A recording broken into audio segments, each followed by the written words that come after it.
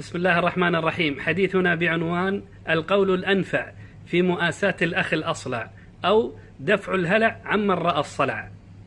قال معاوية رضي الله عنه: 3 من السؤدد من الشرف: صلع الرأس، وانتفاخ البطن، والغيرة على النساء. قيل لأعرابي: ما الجمال في الرجال؟ قال: وصلع الرؤوس، عظام البطون، رحاب الشداق، طوال القصر. وقال آخر يمدح ساداتهم: بنى المجد آباء لنا سلف، صلع الرؤوس وسيم السادة الصلع. وقد تفاءل العرب في معركة ذي قار بلمعان صلعة سيد بني عجل حنظلة بن ثعلبة وقد لمعت من الشمس.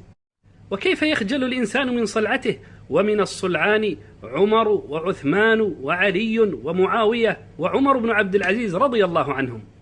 قالت نائلة بنت الفرافصة لزوجها عثمان رضي الله عنهما: إني من نساء أحب بعولتهن إليهن السادة الصلع.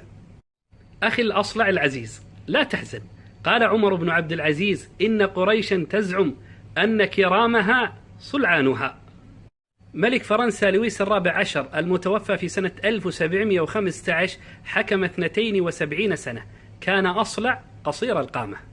ولويس الرابع عشر هو أول من لبس الباروكة وأول من لبس الكعب العالي، ما علينا منه، مو مسلم. وصاحب الصلعة تبرق صلعته وتضيء بين السمار في ليل الصحراء كما يضيء القمر في الليل حارك السواد. يقول الدكتور أسامة الأشقر: والصلعة تبعث البهجة في البيت حين يضرب الأطفال عليها كأنهم يضربون على الدف. في دراسة نشرتها مجلة التايم الأمريكية أن الأصلع أوثق من غيره، وهو أقدر على الإدارة وصنع القرار. من الضيم والله.